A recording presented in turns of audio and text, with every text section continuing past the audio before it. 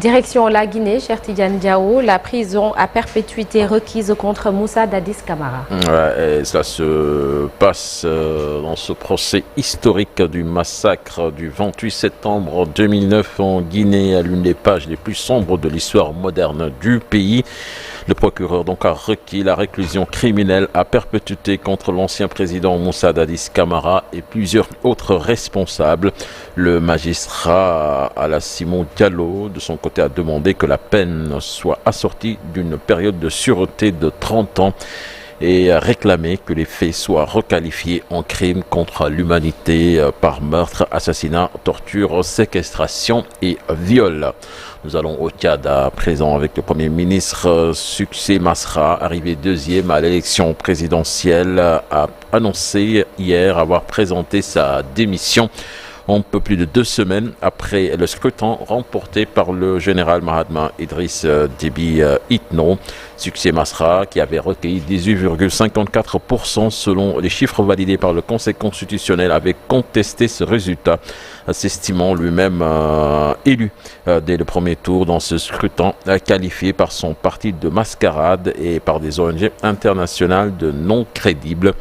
Il avait introduit un recours en annulation du scrutin rejeté par le Conseil constitutionnel le 6 mai dernier.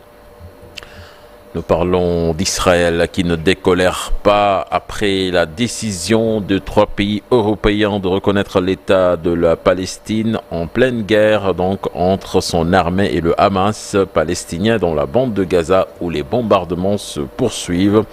L'Espagne, l'Irlande et la Norvège ont annoncé mercredi leur décision de reconnaître conjointement un État palestinien dans l'espoir d'entraîner d'autres pays à faire de même, alors que la solution à 2 États est, selon Madrid, en danger.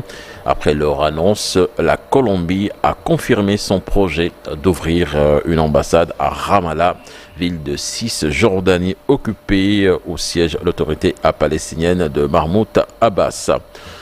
Aux États-Unis, à présent, l'ex-candidate républicaine à la Maison-Blanche, Nikki Haley, qui a beaucoup critiqué Donald Trump par le passé, a annoncé ce mercredi qu'elle voterait pour lui à la présidentielle de novembre. Le président Joe Biden est une catastrophe. Je voterai donc pour Donald Trump, a-t-elle dit lors d'une intervention dans un centre de recherche conservateur.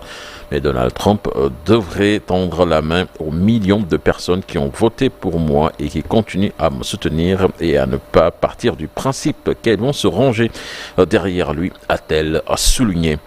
Et puis, j'arrive bien à en parler tout à l'heure, la star du moment, le Nigérian Lookman Ademola, Lookman, auteur d'un triplé retentissant hier lors de la finale de l'Europa League remportée par l'Atalanta de Bergame 3-0 face au Bayer à Leverkusen.